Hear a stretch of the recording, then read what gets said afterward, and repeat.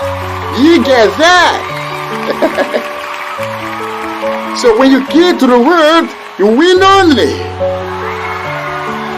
Praise the Lord. Béni soit Dieu, le Père de notre Seigneur Jésus-Christ, qui nous a bénis de toutes sortes de bénédictions spirituelles dans le lieu céleste, en Christ. Praise God. Aujourd'hui, nous allons parler de trois mystères liés à Christ et à l'Église. Alléluia. Et donc, vous allez prendre vos Bibles, nous lirons dans le livre de Éphésiens chapitre 5, du 29e verset jusqu'au 30e. Il a dit, car jamais personne n'a haï sa propre chair, mais il la nourrit et en prend soin, comme Christ le fait pour l'Église, parce que nous sommes membres de son corps.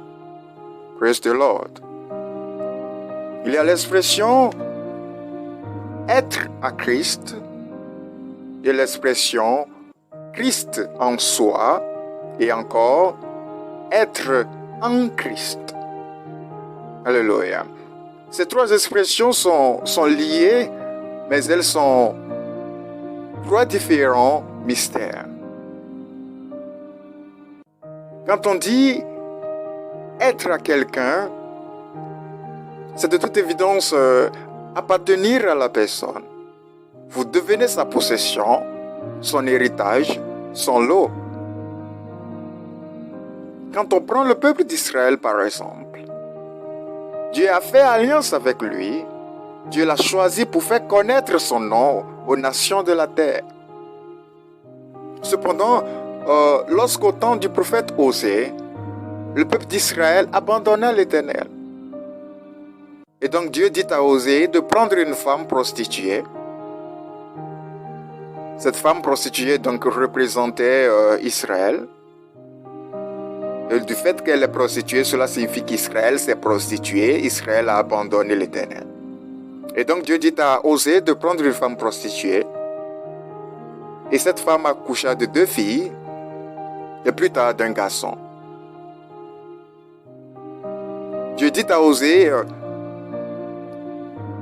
dans le livre de Osée chapitre, nous lisons dans le livre de Osée chapitre 1, le verset 9, donne-lui le nom de Lo-Ami, car vous n'êtes pas mon peuple, et je ne suis pas votre Dieu.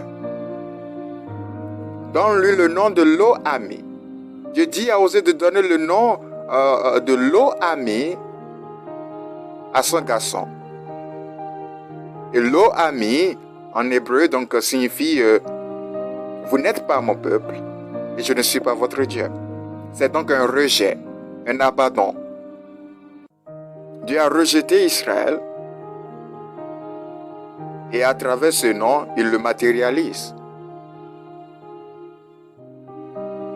Parce qu'Israël a abandonné le Seigneur, Dieu l'a rejeté comme peuple. Un peuple qui lui appartient.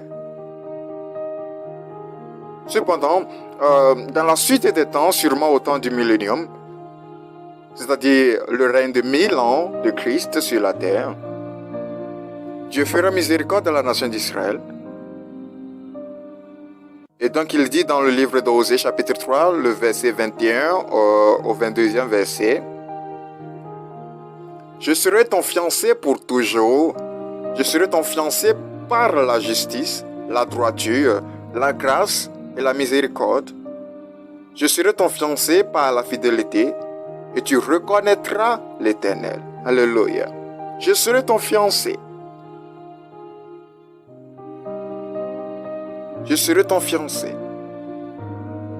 Et tu reconnaîtras l'Éternel. Tu me reconnaîtras comme étant Dieu. Ton Dieu. Alléluia. Et donc un peu plus loin, au verset 25, Dieu dit, « Je planterai pour moi l'Orushama dans le pays, et je lui ferai miséricorde. Je dirai à Lo-Ami, tu es mon peuple. Et elle répondra, mon Dieu. Alléluia. Et donc nous voyons la miséricorde de Dieu, la grâce de Dieu qu'il accorde à Israël. Le peuple qu'il avait traité de lo-ami, c'est-à-dire tu n'es pas mon peuple, je ne suis pas votre Dieu.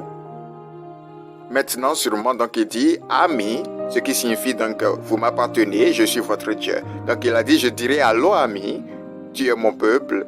Il répondra mon Dieu. Praise the Lord.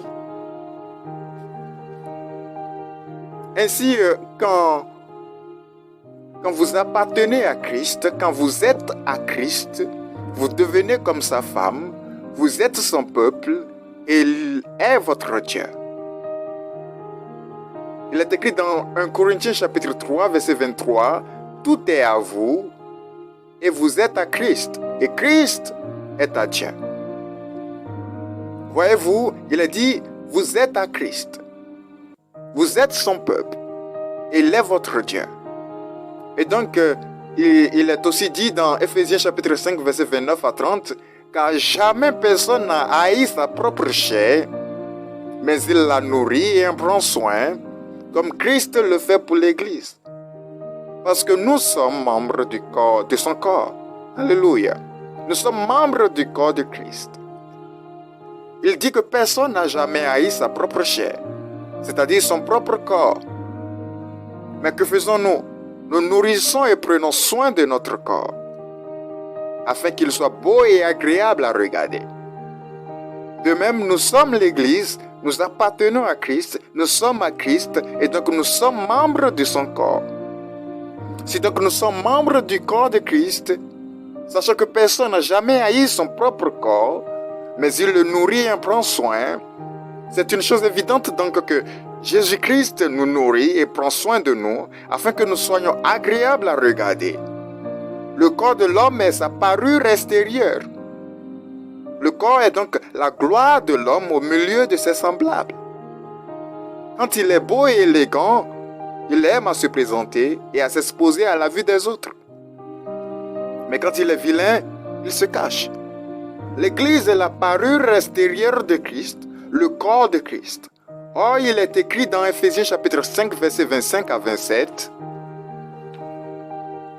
Marie, aimez vos femmes comme Christ a aimé l'Église et s'est livré lui-même pour elle, afin de la sanctifier par la parole, après l'avoir purifiée par le baptême d'eau, afin de faire paraître devant lui cette Église glorieuse, sans tache, ni ride, ni rien de semblable, mais sainte et irrépréhensible. Alléluia. Voyez-vous pourquoi il est important que vous apparteniez à Christ? Voyez-vous pourquoi, malgré tout ce qui se passe dans le monde, vous devez vous accrocher à lui? L'Église est à Christ.